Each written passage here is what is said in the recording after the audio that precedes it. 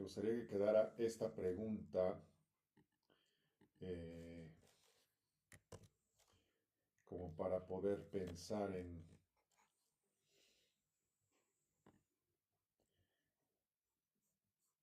con esta intención, ¿no? O sea, hemos construido un modelo, hemos construido un modelo de selección que sigue siendo suficiente para responder a las exigencias educativas, tecnológicas y éticas del siglo XXI. Porque lo que nos deja en claro la aplicación de este examen es que estamos en pañales, seamos sinceros en estas cuestiones, pero en pañales entre comillas porque el Politécnico y la UAM lo hacen también desde hace varios años y con tecnología propia, pero pues algo nos dice esto, ¿no? No solamente es la crítica, ¿no? a la UNAM por haber utilizado recurso de una empresa privada para la aplicación del examen, sino va mucho más allá, porque hemos cuestionado muchísimas cosas, ¿no? Hemos sido, hay todo un movimiento para cuestionar el examen mismo y está bien que así sea, está bien que las personas busquen y luchen ejercer sus derechos y los cuestionen el que sus derechos no se estén respetando lo suficiente, ¿no? Los derechos obviamente se ejercen, los derechos se defienden.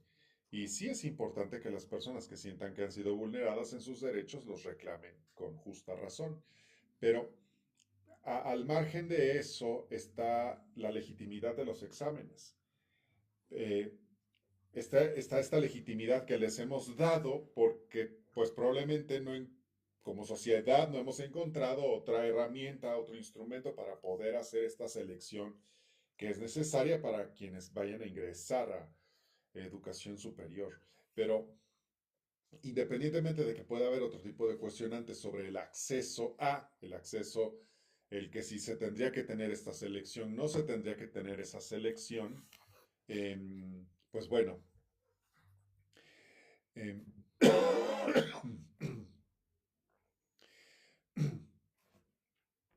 pues les doy la bienvenida para este pequeño encuentro sobre el mérito entra a examen, refiriéndonos al examen de selección a la Universidad Nacional Autónoma de México de este 2026, tan cuestionado por la cuestión estadística y todo lo que ha representado. En, aquí una cuestión importantísima y a tomar en cuenta. Pues claro, hay historias cuyo desenlace importa menos que las preguntas que dejan abiertas, ¿no?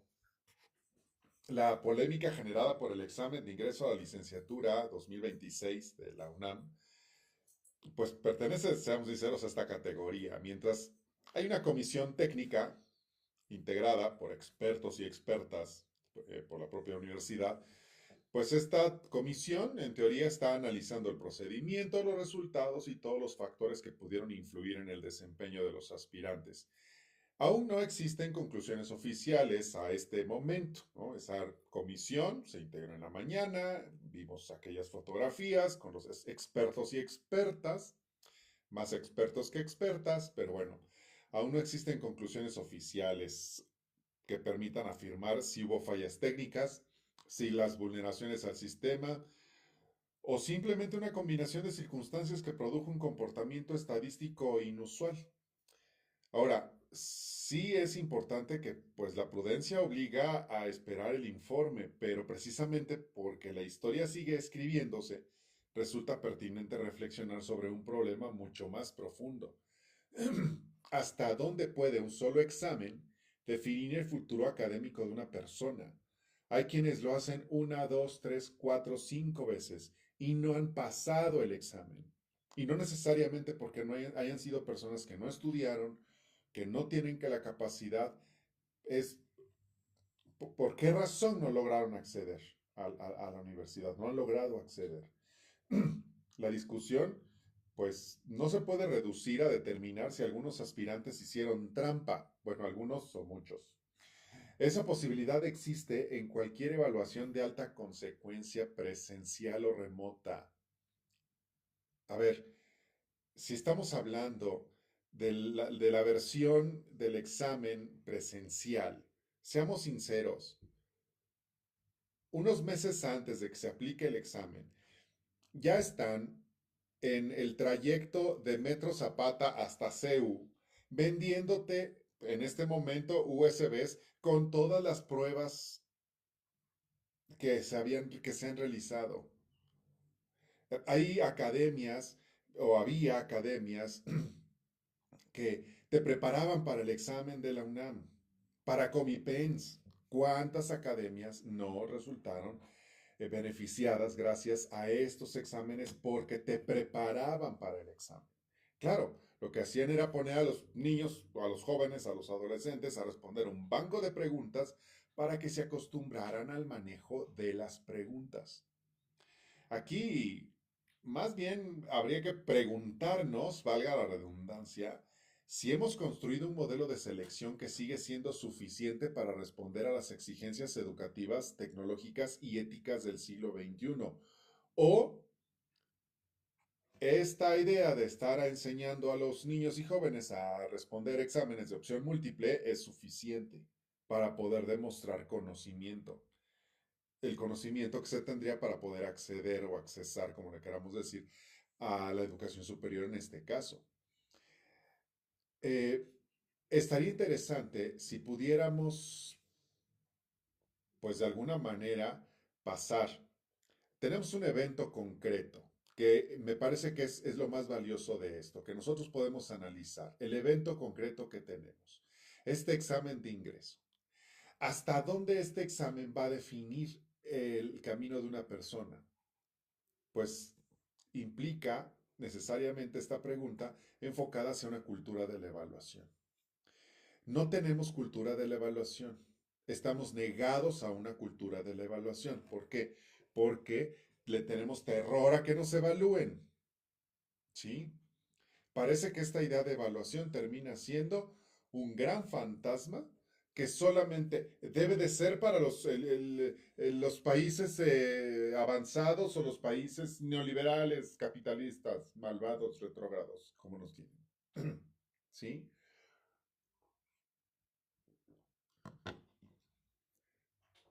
Evaluación.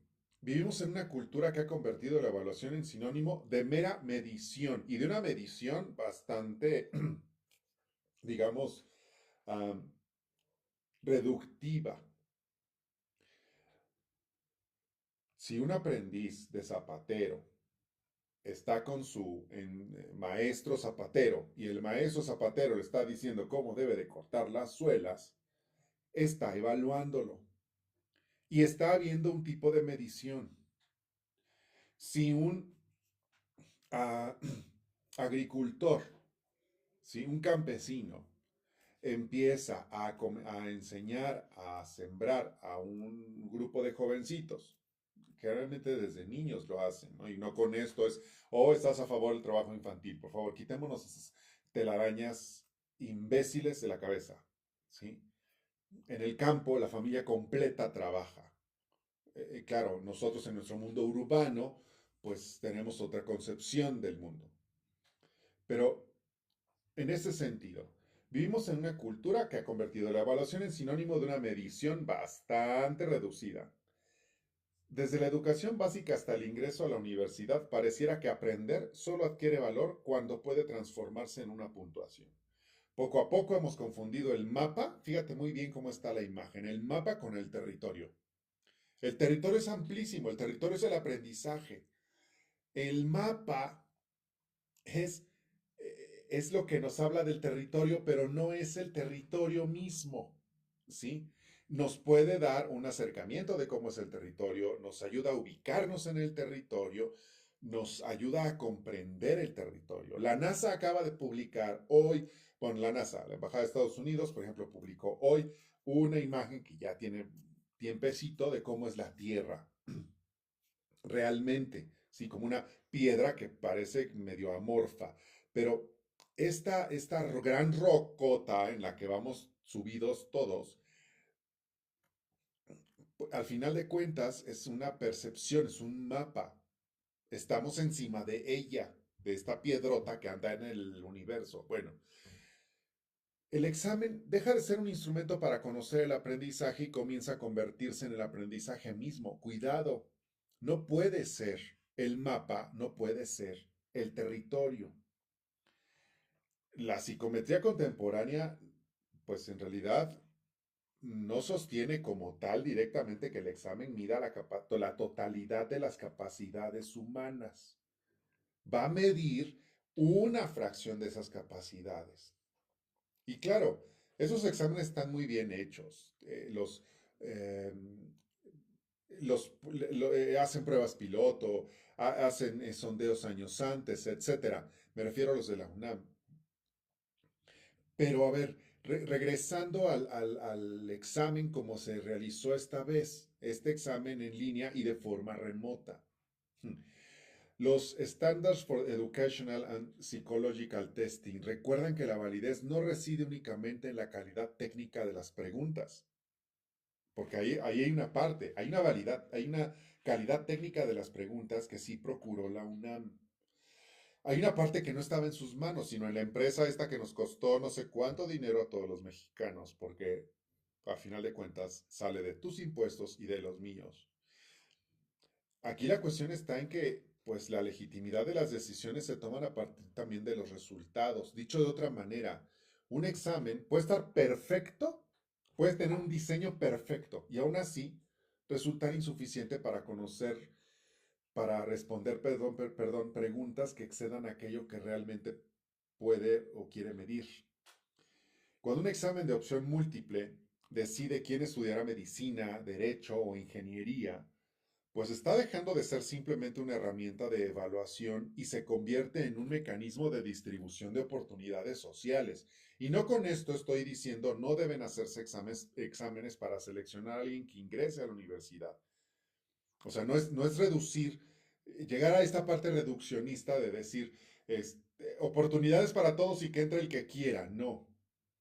Pero lo que sí es cierto es que el puro examen no puede ser el único mecanismo que permita que abra la puerta para que las personas accedan a la educación superior pública. Sí, es un mecanismo de distribución de oportunidades sociales. Claro que lo es.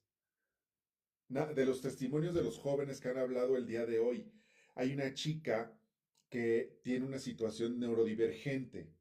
Y entonces esta chica dice, yo estaba muy nerviosa haciendo el examen, por lo que ella expresó, necesita moverse para autorregularse y no podía hacerlo, estaba muy nerviosa. Al final del examen terminó con dolor de cabeza y volviendo el estómago. Es decir, es cierto, el examen permitió una cosa, aquí hay una bondad muy grande. Permitió que no necesariamente la gente se trasladara a la Ciudad de México para realizarlo. Eso wow, plausible, etcétera. Eso está bien. Pero ¿qué otras situaciones se dieron alrededor del examen que generan que de pronto se den estos mecanismos de distribución de oportunidades sociales y no necesariamente mira el aprendizaje? Aquí necesitamos cuestionarnos algo mucho más que si el examen es para los que estudian o no, como dijo el rector en la mañana, el rector de la UNAM, ¿sí? Es la UNAM estará siempre con los que estudian. Palabras más, palabras menos, estoy parafraseando, pero lo que sí es verdad es que al día de hoy necesitamos cuestionarnos el instrumento. Aquí hay una cuestión importante. Y cuando hablamos de meritocracia, pues tiene que ver con toda esta cuestión, digamos, de adquisición de títulos o de obtención de títulos académicos. No quiero que se entienda de forma peyorativa, es una realidad, ahí está, ¿sí? Es decir, alguien puede llega y se presenta como el doctor de grado, fulano de tal, ¿sí?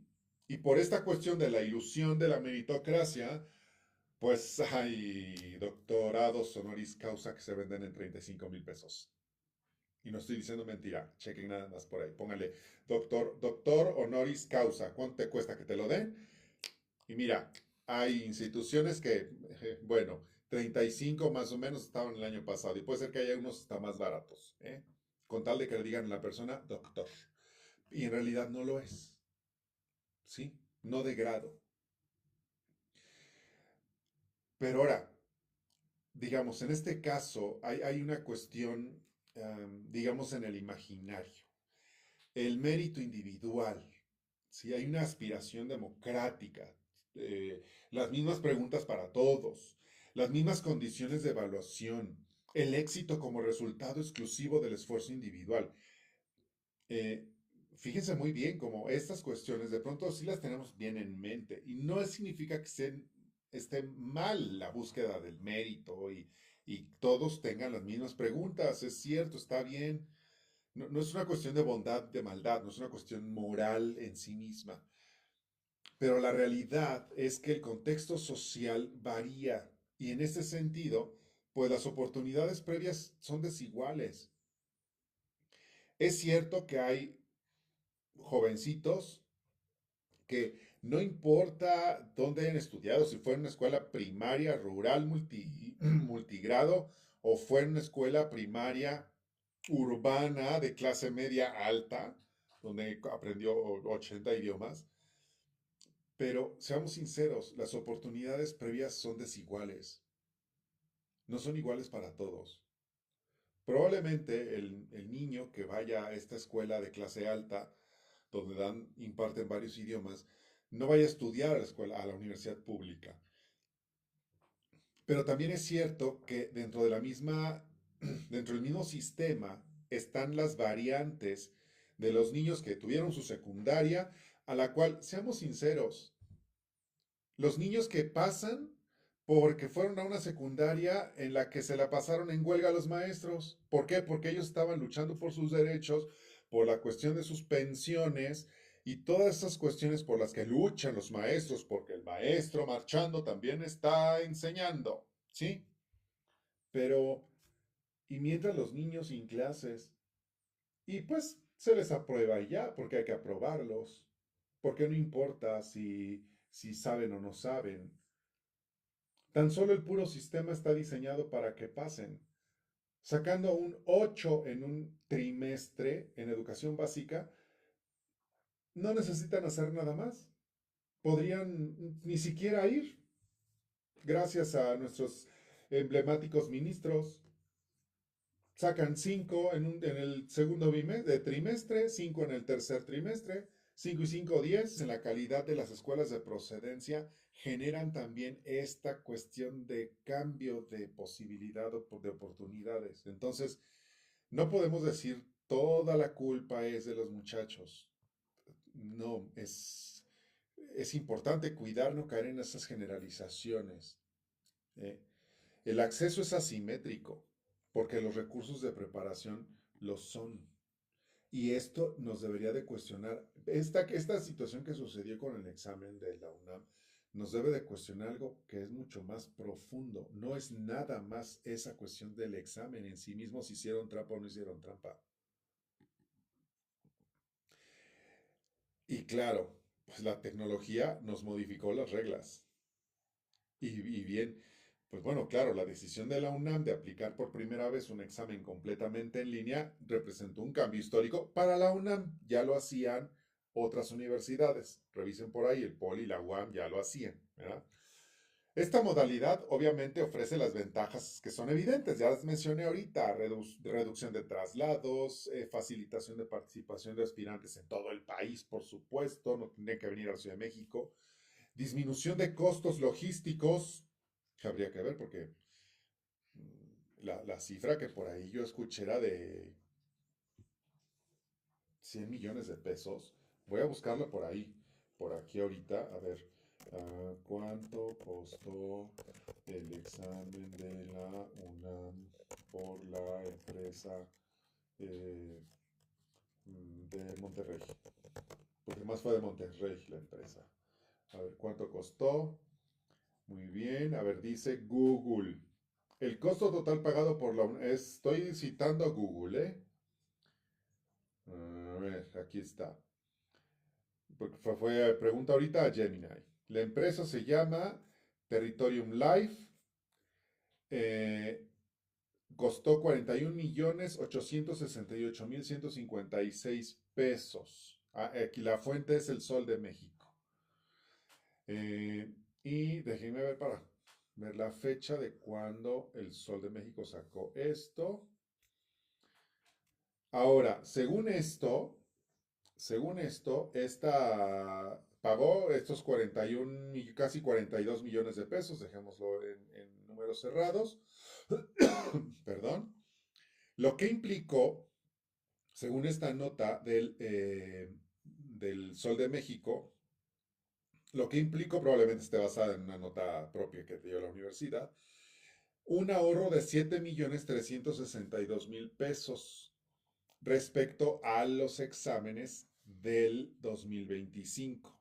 O sea que en el 2025 la aplicación del examen en forma presencial tuvo un costo casi de 50 millones de pesos, a diferencia de ahora, perdón, que tuvo un costo de casi 42 millones de pesos. Y bueno, ok, nos ahorraron al erario público 7 millones y cachito de pesos. Gracias. Y bueno, claro, la propia universidad defendió este modelo como parte de una estrategia de modernización institucional. Pero bueno, toda innovación modifica también las condiciones de la evaluación.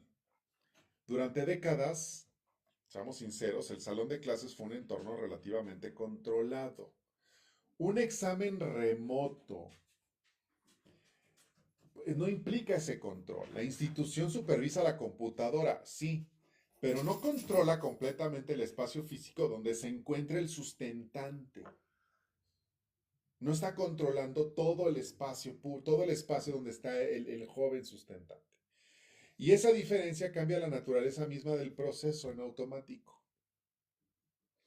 En el examen presencial hay personas vigilando a los alumnos. Prácticamente no les pueden dar ninguna respuesta, ¿sí? Pero aquí no fue así. Y claro, habrá muchísimas formas para poder asegurar la legitimidad del examen. O sea, los sistemas actuales incorporan reconocimiento facial, grabación de pantalla, inteligencia artificial que de alguna manera posibilita un monitoreos además mediante la cámara, supervisión humana remota.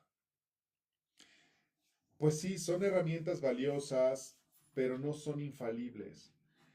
Una revisión sistemática realizada por Newton and Essex en el 2024 concluyó que el fraude en evaluaciones en línea continuaba siendo hasta ese momento un problema relevante, cosa que no cambió en 2 años, y que ninguna tecnología disponible en el 2024, que es cuando hicieron este estudio, eliminaba por completo las posibilidades de deshonestidad académica. Y esto es un estudio que no fue hecho en México. Al mismo tiempo, la supervisión remota plantea nuevos desafíos relacionados con la privacidad, los falsos positivos, los sesgos algorítmicos y la equidad tecnológica. Yo diría, bueno, a ver, quienes decidieron hacer el examen, nada más por el ahorrito de los 7 millones y pico de pesos, si sabían esto o no. Me queda claro que probablemente crean que ChatGPT solamente sirve para hacer imágenes del Papa en patineta. Ahora, la discusión no debería centrarse únicamente en si la inteligencia artificial puede utilizarse para vulnerar un examen o no. Porque seamos sinceros, la que logró vulnerar, si fue así, la que logró vulnerar, si fue así, el examen, no fue la inteligencia artificial, fue la inteligencia natural. ¿Me explico? Que utilizó herramientas probablemente de inteligencia artificial, pero si estamos hablando de que la vulneración del examen en algunos casos tenía que ver con el que se compartieron las respuestas, pues bueno, por lo menos las memorizaron algunos o las copiaron o las imprimieron y las pegaron enfrente. Es decir, echa la ley, echa la trampa, pero bueno. También debe preguntarse si nuestros modelos tradicionales de evaluación siguen siendo adecuados en una época donde la inteligencia artificial forma parte de la vida cotidiana. O sea, ¿cómo le vamos a hacer para que haya evaluaciones asumiendo la existencia de la inteligencia artificial en lugar de combatiéndola? O sea, sí, ya tenemos aquí a Ultron. Ultron entró a nuestros salones de clase. Ya está adentro. Ahora una de dos. O peleamos con Ultron y lo acabamos, o lo hacemos un cómplice de nosotros, los enseñantes. O combatimos a Ultron hasta destruirlo y que no se va a destruir por completo porque va a terminar sobreviviendo. O nos hacemos o lo hacemos nuestro aliado. Y claro, porque además, aquí una cuestión. La anomalía estadística no equivale a culpabilidad. Perdón. Pero no porque la campana de Gauss no sea perfecta, eso solo es evidencia de eso, de que la campana no es igual que antes. El que haya más alumnos que obtuvieron un puntaje mayor, tampoco, eso es solo explicación de eso, no de que hayan hecho trampa. También aquí hay una cuestión, podemos suponerlo, podemos inferir, suponerlo, sí, inferirlo podría ser, necesitaríamos más elementos para poder sustentar eso. Tampoco podemos um, asumir que que todos los que lograron alcanzar esos puntajes están tan en esa situación. Leía yo en la mañana una cuestión que mencionaba una persona en Twitter diciendo, bueno, las carreras como letras, las carreras como las artísticas, no tuvieron mayor variación con respecto a los años anteriores. Sí, medicina, derecho, psicología. Pero además de esas carreras, todavía se podría hacer una selección dentro de los que supuestamente podrían haber hecho trampa o tendrían esos, digamos, resultados atípicos. Y sobre eso se podría ir, no sobre el total de los alumnos que hicieron el examen. Y entonces, de los miles de alumnos, se reduce a 2000 y pico de alumnos, que entonces ya es un número más controlable. Es interesante que además esto nos está haciendo, pues, entrar a hacer ciertos análisis interesantes. Porque, a ver, seamos sinceros, gran parte de la polémica surgió por la percepción de un incremento inusual de puntajes muy altos y por análisis estadísticos que señalaron diferencias respecto a concursos anteriores.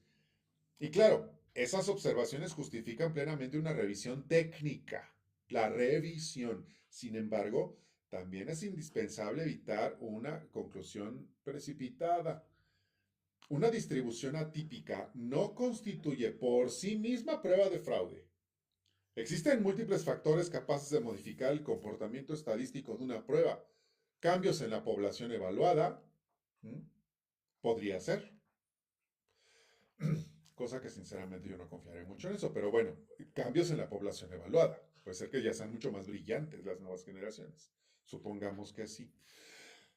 Variaciones en la dificultad de los reactivos, probablemente eran menos complicados, podría ser. Las diferencias entre versiones del examen o modificaciones en las condiciones de la aplicación, probablemente esta chica, por ejemplo, que neurodivergente, que dijo, yo me sentí mal y no podía moverme y entonces necesito autorregularme, etcétera, probablemente personas con esa condición tuvieron más problemas, pero no son un porcentaje tan alto como los que sí, al modificar sus condiciones de aplicación, pudieron haberse sentido más seguros. Porque esa es otra posibilidad. Aquí estamos hablando de posibilidades y la posibilidad así como de que haya sido un fraude, también hay posibilidad de que se hayan sentido más seguros los jóvenes y hayan podido resolver el examen. Incluso bajo la lógica de la compra de alguien que pudiera apoyar. O sea, los que gastaron sus 4,000 pesitos en tener ahí alguien que les dijera. Probablemente hasta pagaron a esa persona y ahí la tenían a un lado y el muchachito contestó todo sin la ayuda. Es decir, hay posibilidades. En este sentido, estamos en un terreno tan fangoso que no podemos hacer aseveraciones reales. Lo único que tenemos es este, los resultados atípicos. Punto. Ahora, la UNAM por eso pues decide integrar una comisión técnica multidisciplinaria para analizar el procedimiento, los resultados y todos los elementos que pudieron intervenir en el desempeño de los aspirantes. Eso queda claro y qué bueno, y es plausible que lo haga el señor rector y su comitiva. Claro que las gentes que tenían ahí, perdón, pero esos, lo siento, señores, ojalá que realmente no sean solamente de escritorio, ojalá que sean algo más que eso, porque, perdón, pero esos señores mm, se veían como demasiado formalitos como para ser profes de a pie. Necesitarían esa comisión de expertos, necesitaría tal vez ensuciarse un poquito más los zapatos para poder entender cómo funciona la mente de un joven que está nervioso, que está presionado, porque además está esta presión social absurda de que terminaste la preparatoria y ahora tienes que estudiar la universidad. Está esta presión social absurda de es que si no entras vas a perder un año. ¿Vas a perder un año de qué? Sí, tenemos tan metida esta cuestión de jardín de niños, primaria, secundaria, bachillerato, universidad, y ya después vas a trabajar. Esta lógica terrible que nos ha vendido el mito de la ilustración y de la revolución industrial, por Dios, por eso está la gente loca. Pero bueno, en fin. Mire, aquí la fortaleza de una universidad no consiste en afirmar que su sistema es perfecto. Aquí hay algo importante que hay que aplaudirle a la UNAM y al rector y a la comitiva, ¿no? Van a decir, pero si tú en la mañana estabas burlando de su comunicado, sí, la verdad, sí, su comunicado está bastante estultito.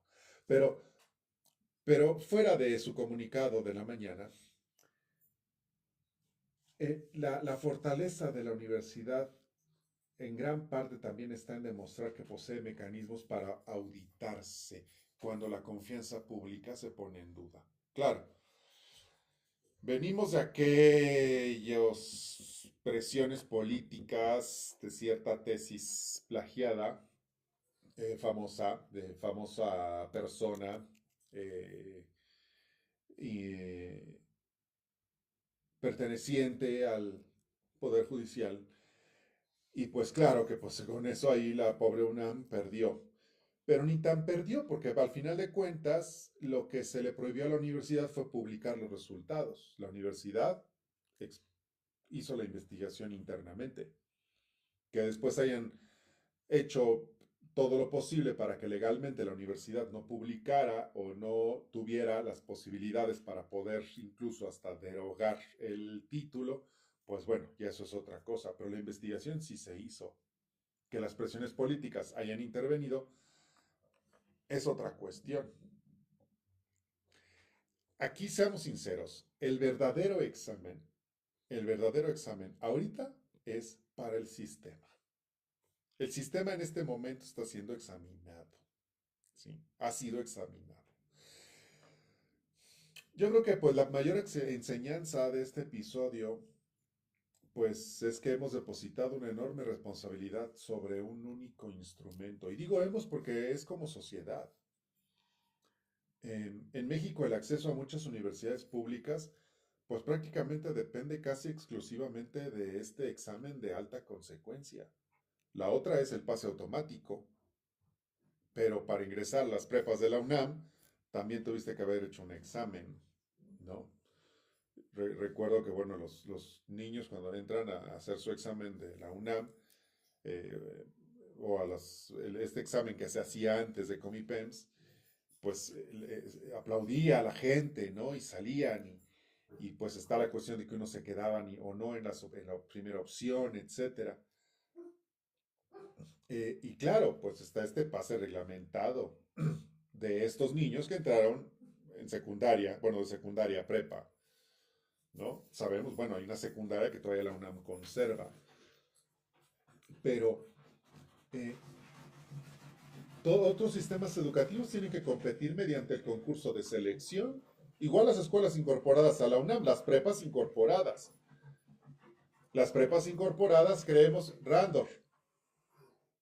Perdón, es que Randor se pone nerviosito porque quiere irse a dormir. Randor es mi pug. Randor, ven, ven, ven, ven, ven, ven, ven, ven. Ven aquí, ven. A ver, ven para acá, ven para acá, ven para acá, ven para acá, ven para acá. A ver, súbete tantito, súbete. Ok, ya. Él es Randor. Te presento al público conocedor. Vas a quedar aquí grabado para la posteridad. Salúdalos, diles hola. Yo estoy nerviosito que me quiera dormir. Y mi papá está haciendo un en vivo hablando de la UNAM, que qué le importa. Pero sí, porque es nuestra máxima casa de estudios, neno. Bueno, nenito, neno es allá. Neno es mi otro pug que se llama Grayskull. Él es Randor y el otro es Grayskull. Obviamente, si tengo colgada aquí la espada del poder, pues es He-Man, ¿verdad? Y una taza de He-Man más. Bueno, a ver, Randor, vete para allá con Grayskull. Ya, esténse tranquilos los dos, ¿sí? Ya. Bueno, regresamos aquí. Perdón, lo siento. A ver, estaba yo. Las escuelas incorporadas, las prepas incorporadas tampoco tienen el pase automático. Tienen que hacer el examen de la UNAM, a la UNAM también, a la universidad. Pero claro, esta diferencia responde a una lógica institucional específica, pero también nos invita a discutir si el modelo completo sigue siendo el más adecuado para garantizar equidad y confianza. O sea, estos jovencitos que estudiaron en prepas de la UNAM realmente sí tienen el nivel cuando algunas se la pasan en huelga. No todas, pero algunas, perdón, ingresan a la universidad en finales de agosto y ya en octubre están en huelga. Entonces, realmente esos niños, sus ochos, para su pase automático, ¿sirve o no? ¿Realmente habrán aprendido lo que tenían que haber aprendido? Es muy complicado ubicar eso.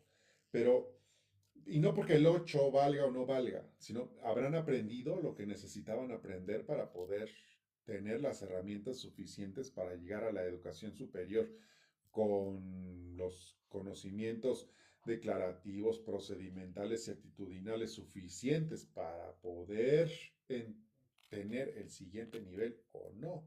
Habría que ver. Diversos sistemas universidades del mundo han comenzado a explorar modelos más amplios que combinan trayectoria escolar, pruebas estandarizadas, cursos propedéuticos, evaluaciones diagnósticas, portafolios de evidencias, incluso procesos de admisión opcionales respecto a exámenes. Claro, ninguno de esos modelos elimina los problemas de selección. La selección va a estar.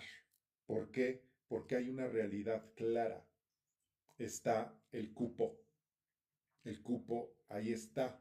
Hay un límite en el cupo. Entonces tiene que haber una selección sí o sí. Pero pues al final de cuentas todos comparten una idea relevante. El talento humano difícilmente puede resumirse en una sola puntuación. Todos estos sistemas de selección son eh, mejorables, por supuesto, pero por otro lado, necesitamos, y como sociedad, necesitamos poder, pues, tener una oportunidad para reconstruir la confianza. Hay que, digo, en parte también, y yo en la mañana me estaba burlando del comunicadito del rector, pero, pues, de alguna manera la polémica alrededor del examen de ingreso a la UNAM, bueno, este concurso, examen de selección, pues no debería de convertirse únicamente en una búsqueda de culpables. Y si la empresa o no le vio la cara a la UNAM hasta en el costo, ¿no? Eh, Sino puede transformarse en una oportunidad para revisar críticamente nuestra cultura de la evaluación. Evaluar no debería significar únicamente seleccionar, sino comprender el aprendizaje, identificar potencialidades, construir decisiones cada vez más justas. Tal vez aquí el mayor desafío, pues no sea diseñar exámenes más difíciles o sistemas de vigilancia más sofisticados. El verdadero reto consiste en construir procesos de admisión que integren un rigor psicométrico, la transparencia institucional, innovación tecnológica y una comprensión más amplia del mérito académico. No nada más basada en si pasaste o no el examen. Ahora, la comisión técnica va a presentar sus conclusiones. ¿Cuándo? No sabemos. Vamos a conocer probablemente parte de lo que ocurrió. Otra parte probablemente la reserven por seguridad nacional o nos digan alguna cuestión. Ahorita tienen que tomar decisiones claras y es clara, es evidente que al conformar esta comisión y al decir los escuchamos en su pliego petitorio y cuando tengamos una respuesta se las damos es porque no la tienen. Eso es una evidencia clara, es un dato objetivo. Si tuvieran la respuesta se las hubieran dado. ¿Para cuándo la van a tener? Para cuando la tengan. No la tienen ahorita. Seamos sinceros, no la tienen. La empresa se va a defender como gato boca arriba. La persona que decidió contratar esa empresa va a decir, sí, yo tuve la culpa, a lo mejor lo corren o a lo mejor lo cambian de oficina. Ojalá que realmente esto se cuestione a fondo. Necesitamos, insisto, ser críticos frente a nuestros mecanismos de evaluación y frente a todos nuestros mecanismos de evaluación. En, en, en la mañana mencionaba yo, hay una cuestión ahorita actualmente que se está implementando en mi centro de trabajo, el colegio donde trabajo, que dije no voy a dar el comercial porque tampoco se trata de eso, pero han sido muy insistentes en procesos cooperativos, en esa red de escuelas, cuestiones, procesos cooperativos, y en los portafolios de evidencias sí o sí, y muy bien instrumentalizados. Todo es perfectible, mejorable y demás, pero me parece que es una respuesta muy clara a las necesidades del mundo actual. La capacidad que se necesita para generar el aprendizaje de forma contundente a través de procesos cooperativos bien establecidos y los mecanismos de evaluación que van en una línea de metacognición. Claro, por supuesto, el colegio o esta red de escuelas, su finalidad es la formación de líderes. Entonces, pues claro, un líder no se va a formar nada más enseñándolo a pararse en público para que pueda dirigir una masa, no, necesita tener mucho más habilidades, ¿no? Sobre todo estas habilidades blandas de diálogo y inteligencia emocional, etcétera. Pero, pero hay algo importante ahí detrás y no es nuevo. O sea, en el siglo XIX, Lancaster ya tenía estos grupos en los cuales había un niño monitor con un grupito de niños para la enseñanza de la lectoescritura, en unas mesitas donde había arena, donde dibujaban las letras con los dedos antes de pasar a la tinta.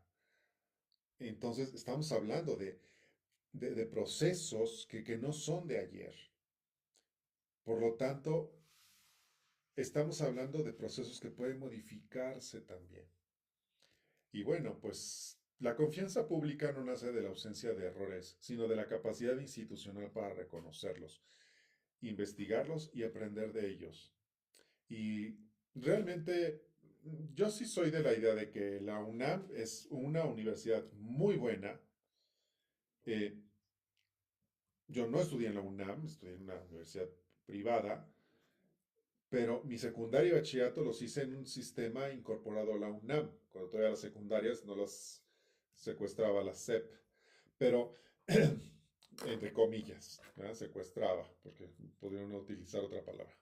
Pero, digamos, ese modelo, aunque pues era un modelo, aunque es un modelo napoleónico, un poco la ilustración, sí, pero era bastante exigente y y nos dotó, me parece, a todos los que logramos estudiar en ese momento ese modelo educativo, pues nos dotó de un bagaje cultural bastante amplio.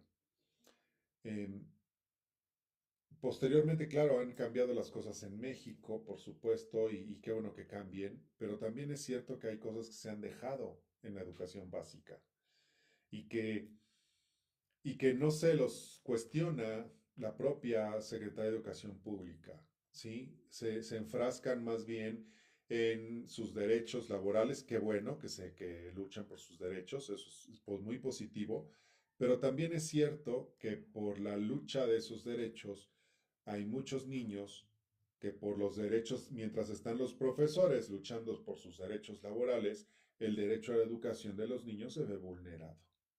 Y entonces es terrible eso y eso es para otro momento y para dialogarlo desde otro punto de vista, ¿verdad? Y claro, no faltará quien me diga ultraconservador de derecha, neoliberal, etcétera.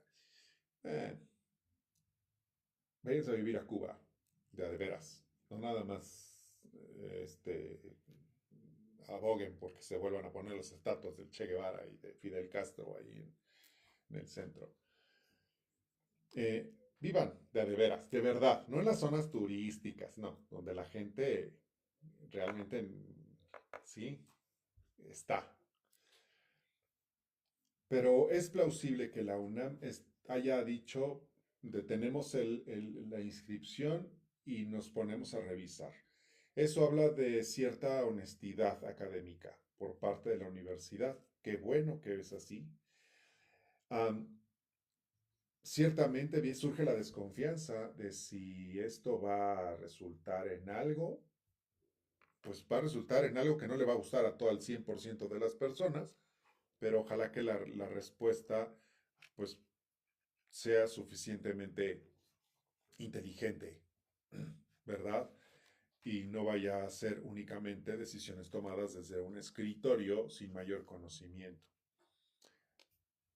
Esta confianza que de alguna manera sí se le ha depositado a la universidad, eh, pues es importante que se mantenga.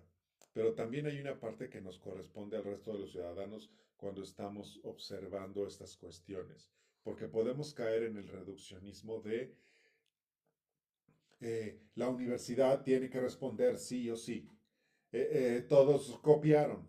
De pronto, las generalizaciones son estos reduccionismos. Necesitamos cuidar no caer en esos reduccionismos. Um, Al día de hoy, la UNAM nos ha dado mucho orgullo en México y para México. Seamos sinceros. Entonces, sí es importante confiar, esperar, es importante cuestionar y también es importante seguir investigando todos. Que esto nos ayude también a profundizar las fuentes de información que tenemos cuando escuchamos una u otra noticia. Em, Estamos juzgando un tipo de examen con base en la lógica de ese mismo examen, haciendo un comparativo con los de otros años, cuando fueron exámenes, instrumentos relativamente diferentes, tal vez no en la batería misma, pero sí en la manera en que se llevó a cabo. Entonces, bueno, no estamos comparando iguales tampoco. Entonces, en ese sentido, ojalá que podamos estar abiertos a una visión más objetiva. Y pues con esto termino esta, digamos, presentación de un artículo que te vas a encontrar en mi blog. Va a estar la grabación en TikTok prácticamente completa. También se subirá la grabación a mi canal de YouTube. de tal manera que pueda estar tanto en YouTube como en TikTok. De manera preferencial en TikTok es donde entra la grabación misma. La intención de esto es que se pueda tener material con un cierto nivel de valor y no nada más discusiones, digamos, que salgan de las vísceras, ¿verdad?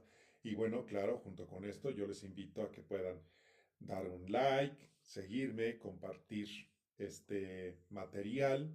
En mi blog tienes prácticamente lo aquí presentado, pero en versión texto, eh, y con alguna infografía que puede también ayudar a comprender esto. Esta es una noticia en desarrollo y ojalá que nos pueda servir a todas y todos para cuestionar y cuestionarnos. Y bien, pues que tengan una excelente noche.